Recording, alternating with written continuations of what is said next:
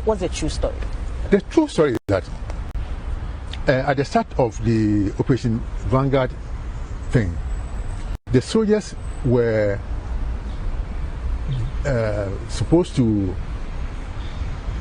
arrest the excavators. And they go into the forest where they are doing the mining, and they remove the control board. Okay. So if they remove 20 control boards today, they will report that they have immobilized 20 control boards. Once they are removed, there's no way those excavators can move. But then when you go away, they'll bring new control boards and fix them, and then and off they go. So we got a report that they had immobilized over 750 something excavators. So we appointed somebody to go around and check. When we went around, I think we got about 150, 200 that we could see. The rest had either been given to the owners or they put in some extra parts and moved them away. And then somebody put it out there, from Bob has taken 500. What am I going to do with it? There was an orchestrated scheme, even within the party and government, to get you out. So that, look, when I left, now everybody's in the forest.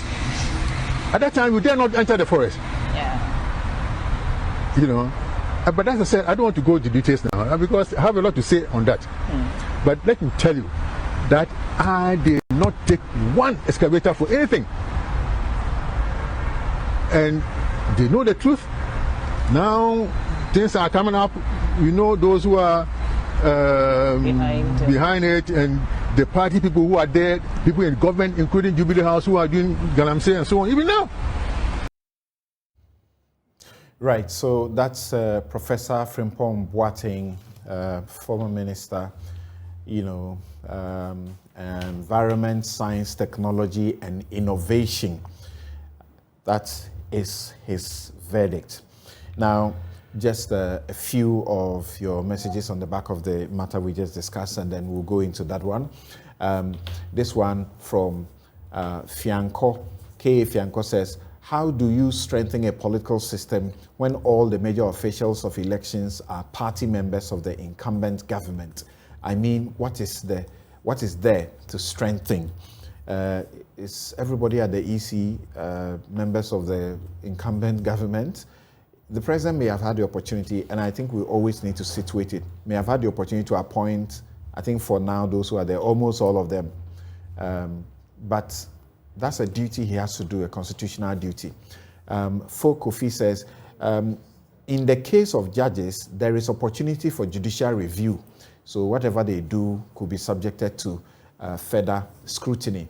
G. Kofi Amwa says, let not play the ostrich, unless I'm wrong, but the appointment of the EC is synonymous to the Auditor General. Unless I'm wrong, President Akufo-Addo once said, Domelevo, appointed by John Mahama, owes allegiance to him. If I'm right, Dr. Apiahene owes allegiance to who? That's the question we must ask. What fairness, that's Akban, Steve Akban, says, what fairness and balance do we want with EC when our corrupt parliamentarians are the ones supporting the government to do what they are doing? And a final message, I understand from Dr. Tony Edu, is that elections can be won or lost at the EC strong room. It happened to the 2008 presidential election results. And he says, if you want a debate, let's have it. And I'll show you the evidence. All right. Thank you for those messages. So now, Dr. Frimpong Boateng is in the lights. And the president has now asked the police to investigate his claims that there are people in the party, in government, in the Jubilee House who are involved in galamsey, and that is why the fight is not being won since he left there. My guests remain Professor Kwadwo Appiah-Tua. We are joined by Convener Media Coalition Against Illegal Mining, Dr. Ken Ashigbe, and Richard Anyagba. is still here, together with Felix Kwakye Ofosu. Now, you will say you are vindicated, not so, Felix? Well, first of all, Samson, don't hold your breath that any substantive outcome will emerge from the supposed investigation that the president has commissioned into the matter by the police. The president has not tended to show evidence that he's ever committed to dealing with any sort of wrongdoing in his government. Perhaps he feels politically pressured because of the weight of allegations made by Professor Frimpong Boateng to be seen to be doing something. But I don't anticipate that despite the culpability or complicity of any member of his government, he will take any action against him. Indeed, if care is not taken, the policemen who make such a finding may find themselves at the receiving end of his retribution, as we have seen him do to people like Dumelovo and the special prosecutor and other people. You see, we didn't require Professor Frimpong Boateng.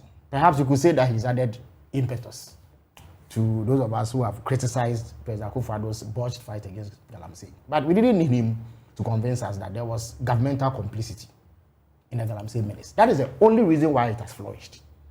If the fight has been wishy-washy and the commitment levels have not been up to scratch, it's only because there are vested interests who hold powerful positions in this government. And therefore, they use their positions to protect those it is that venture into that dastardly crime against Ghana's environment. Professor Frimpong Boateng, I'm sure, was compelled to speak because he feels like he's been thrown under the bus. You recall that when the matter of the 400 or 500 missing excavators came, he came in for some bashing. I suspect that may even have contributed. After the party here in Sika comment. Absolutely. And that tape is so glaring. That tape is so glaring. It's such an indictment. Names of people were mentioned. The General Secretary then, John Boydu's name was mentioned. He says he was set up, it was intended to just. But the comments were clear. The comments were clear. I mean, if you say party in Yesika, the implication is clear. You don't need any exceptional interpretation skills to be able to decipher what was being discussed. So it gave the impression that this was an activity that had the blessing of the governmental and party apparatus of the NPP. And therefore, we're not going to see the end of that canker anytime soon. Since then, nothing much has transpired. The president has half the path as and when it is convenient. He has engaged in some public relations gimmicks and made commitments that he never intended to keep. So I don't expect that anything much will come out of it, except for the fact that this would appear to vindicate the positions we've taken. That the reason why Galamsey has flourished is that from the highest levels of the Akufo-Addo Bawumia government, they have support. And perhaps the only way to ensure that the fight is won is to see the back of this government electorally come 2024. Otherwise, I don't think that any Ghanaians should live with any sort of expectation that anything will come out of this. Why? Even those who have been indicted, those against whom glaring evidence of wrongdoing and corruption have been tabled, are working scot-free. Show me one MPP person who is facing trial for any form of wrongdoing. And nobody can argue that we do not have evidence of wrongdoing on the part of MPP people.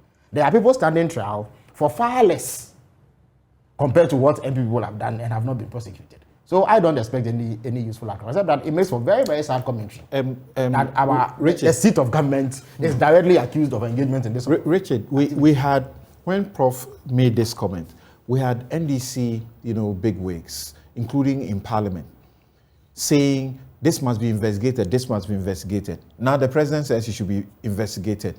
This is what we are hearing. What do you say? Well, I think that is good. The president is always, by example, shown that his commitment to ensuring Galamsey is not carried on, remains something to be admired. And I think that the intervention of the former minister in stating some of the facts that he's brought over there, if it's factual, merit the president's directive to want that be looked into. But Felix needs to be very aware of the extent of the entrenchment of the interest in that space, right? So that even under them, the fight against Galamsey was given up. It was entirely, they just gave up on it. I recall very recently when this Madam Aisha Wang issue came up, a member of your party now, probably regional, national organizer of the party, Mr. Joseph Yamin, talked about his encounter with Madam Aisha Wang to say that she was connected with people in higher offices. So there are always interests, but that interest is not equivalent to saying that there's a governmental complicity. I think that is too simplistic, Phyllis. Your own national organizer, realizing this thing at personal levels, people are not holy. Not everybody is holy. There are people who will do bad things, even though their government position is that let's do right. And the president has been leading this effort. I wouldn't be surprised. I would say that the former professor should bring the evidence. If he has it, he should bring it. But I just show you an evidence to say that when Joseph Yamin was a deputy regional minister in Ashanti region, says that he couldn't even touch Ashawam. But then the appearance then was that your government was trying to fight corrupt galamsey. So why was a minister under former President Mahama wasn't able to point to all the wrong things the woman was doing? She says because of her connection, she can take over people's concessions, take over the equipment forcibly in this country. Yet, government was supposed to be fighting galamsey under former President Mahama. The point I think, something we should come to is that as a people, all of us are opposed to the continuation of galamsey. Not that people should not mine, but the manner in which it is done so that it affects and collectively in the long term affect our common existence must be checked. So let's move away from the conversation to say that, oh, it is Akufo-Addo, it is MPP, it is that. Let's look at how we can deal with it at personal level and say that those who are hiding behind, given their proximity, given what appearance of power they have, and those who are peddling influence and going about trying to use those influences to encourage and to advance galamsey, those are the people we need to deal with. So this recommendation for the issue to be investigated on account of what fact or what statement the professor has made, for me is welcome. Let's follow it. Let's try to make sure that we all take interest in it, because there isn't anyone, apart from the very unpatriotic individuals who are hiding around and profiting from galamsey. I have not seen any Ghanaian who says that we must encourage galamsey. So government is fighting it. The president staked his presidency on it. So the point we have gotten to is now is that we need to look at the approach and say, look,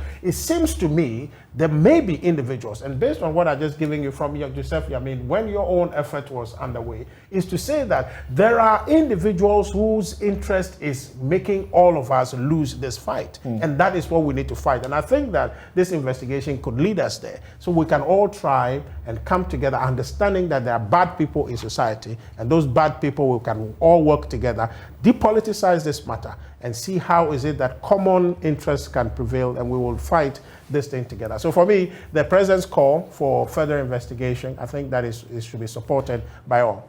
Dr. Ken Ashigbe, as convener of the Media Coalition Against Illegal Mining, who brought the needed, focus that got the government to, as it were, buy into the campaign and make it a government's campaign. You are worried to hear Professor Frimpong Boateng say what he said, knowing where he sat as the minister and the one under whom the Operation Vanguard began to flush out, the galamseyers. But do you trust that this call to the police will yield any fruit? I think that's the bigger question. Well, thank you very much, Samson. And was I surprised at what Prof said? No. And the MPP Ashanti Regional Chairperson of their party, the Minister for Lands and Natural Resources, fingered his company as being involved in this illegality.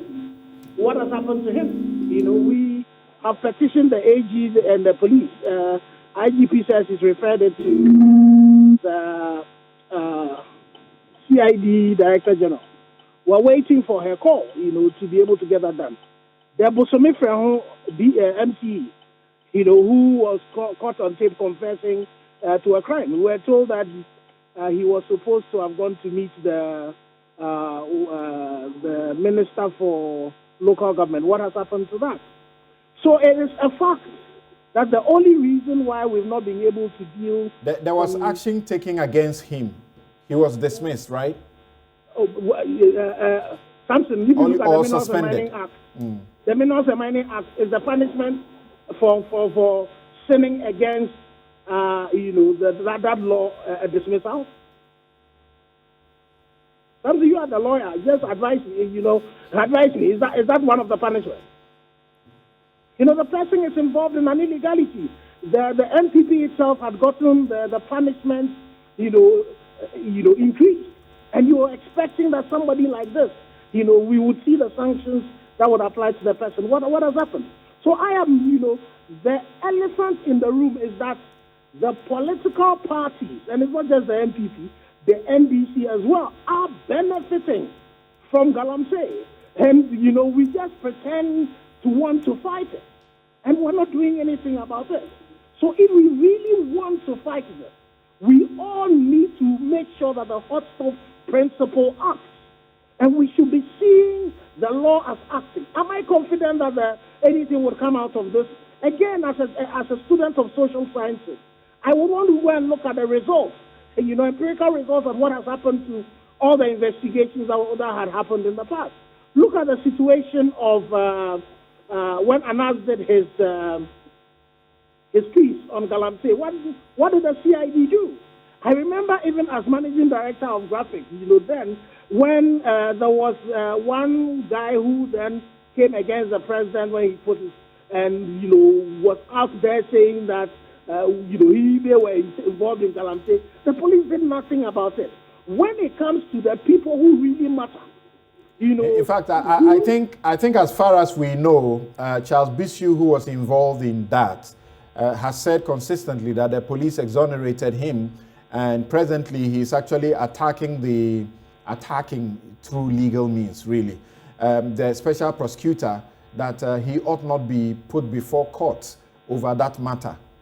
But that's basically what I'm saying, so that you see very clearly, crime being committed, then the police take it and the whitewash. You go back and read that report that the police did in whitewashing it. And that's why I'm happy the special prosecutor is going after him. And it's up to Charles to go and defend himself. But it is important that the leadership of this country realize the fact that where we are sitting, we are in an existential crisis. And when you have the chairman of the interministerial committee come to tell you that this is what is happening, how would dare anybody doubt what it is that they're doing? Yes, well, we're in a country of a rule of law, so the investigation should happen. But unfortunately, historically, the police, the CID has not given us hope. And I'm telling you about the situation about, Akonta mining, who you have stories done by the media that have provided evidence. And then you have the minister in charge of mining. You have the regulator in charge of mining coming out, and mention the fact that this person is involved in illegally mining in the Taman Marine Forest Reserve. If you look at the fact that with him, the people of Samra had a class where he had to take the police to go and separate it. And the reason was because they were going in there to mine. There's so much evidence, no prosecution has happened. So it is really important for us to know that as we are sitting on the time bomb. And so we need to go beyond just the rhetoric of saying that this investigation should happen. And I'm hoping that the IGP and the new Director General of CID, we should give her also the benefit of the doubt, should give us that hope to say that something is really going to happen. But my friend who talks about the fact that it's individuals, it's not just individuals. There are individuals who are in charge of institutions. And one of them is your chairperson of, the Ashanti Regional Chairperson, who is involved in an illegality. And nothing seems to be happening to him. These are the things that embolden the young people to the extent that Gold Stars, you have illegal miners run around, burn equipment, burn their core sheds and all of that. Massive investment that have been done have all gone, gone to waste. And what is happening? The sad thing is I've not even heard the government say anything about this thing, where people who actually have been given the license to mine, you have an attack, Marudian mob involved in an illegality, attack them, and nothing has been said about it. So we seem to be supporting rather those who are involved in the illegality. Or no, but Dr. Ashigbe, what do you want the government to be saying when an illegality has been committed, which the police or the law enforcement must take charge? You are referring to the Golden Star Resources mine, where just last week, illegal miners bent 12 of their vehicles there, attacked the company. That is crime. Everything, the whole illegal mining thing is crime. And you see, so our attitude to it, demonstrating to people that we have zero tolerance for it. You see, one of the reasons why for us as a country, we seem to all have come to the consensus, and the elite consensus, that democracy is the thing to do. And so you notice that if once we have anybody show any strength of coming against the democracy, we all come against them. We need the same elite and mass consensus that this issue of galamsey is so bad that once we see an iota of it, we marshal the same forces. It's the reason why, yes, it's true, the police should be dealing with it. But we should also be seeing, that the state saying that this is wrong. This is something we are not going to condone. And we all will come together. And coming together, you need both the NDC and MPP coming together and say that when it comes to the issues of galamsey, when it comes to this thing that's an existential threat, we are all united in it and we'll fight it and not play it as the political ping pong just to be able to want to win, favor of the people. Because the thing that happens is that it is just the access that change. The NDC, the MPP, historically, they have not demonstrated to us that really they actually can find it. I have not really watched the Al Jazeera, one. But we are being told of how much gold is leaving our country. The challenges that we face with this economic crisis, if we are able to deal with galamsey the way we ought to deal with it, you will find out that we'll be able to get resources out of gold to really resolve the challenges that confront us as a country. All right. Thank you very much. Dr. Ken Ashigbe is the convener for media, the Media Against Coalition Against Illegal Mining. Thank you very much. Let's go to Professor Kwadwo Appiah-Tuah. Prof, the issues are coming up that, first of all, whether you trust this process, I think that is the bottom line, that the outcome will be something that we can use. But the question is being asked, why did the police have to wait for the president to ask them to do this? Imagine even if a journalist, not some really very ordinary person, had made a statement and said there was galamsey going on, people in galamsey in the Jubilee House. Recently, a journalist, made reference to the First Lady in respect of a property or some construction that was going on, Bobia Ansa. They were arrested. The police picked them up without anybody, calling on them to do anything. So what do you say about that the police had to wait until the president said, can you investigate this matter? Well, the whole galamsey thing is a complex activity which involves different actors. And we need to be able to unpack it a little bit to see why the police is sort of inactive when it comes to dealing with the galamsey issue. But first of all, I agree with the point that not much is going to come out of this call by the president for the police to act, because the police should have acted in the first place. And there have been several calls, Dr. Ashigbe, I know with my good friend, has gone to the police station. I've forgotten the name. Martin Pebu. Martin, yes. Yeah, they filed the petition. Exactly. Over the Akonta mining thing. Yes, and nothing has come out of it. So, according to the Mineral Commissions Act, you don't need to wait for any such call from the government or the president before you act. Number two, I am very sure that the president is aware of those who are involved in the galamsey process, and it has been confirmed by the former minister. And the whole thing is that galamsey is not just a crime; it is transnational organized crime. It's a crime that cuts across borders, and the proceeds go across borders. Some of the practices, like I say now, it is a complex network of activities. There are networked individuals involved in it, groups that are involved in it. And at the end of the day, transnational organized crime is an activity done for profit, but it involves some facilitative activities which will enable the process to become successful. And there are also some obstructionist activities done by these criminal gangs to be able to obstruct justice through corruption and other activities. So it's not a one-off activity. And so there are those in the front line doing these facilitative works, trying to grease the palm of government officials and others, and those doing the back line work, trying to obstruct justice and making sure that the police is immobilized, just like they try to immobilize these excavators. The police is also immobilized. If you look at the West African system, they are trying to deal with this activity, transnational organized crime. And galamsey is one of them.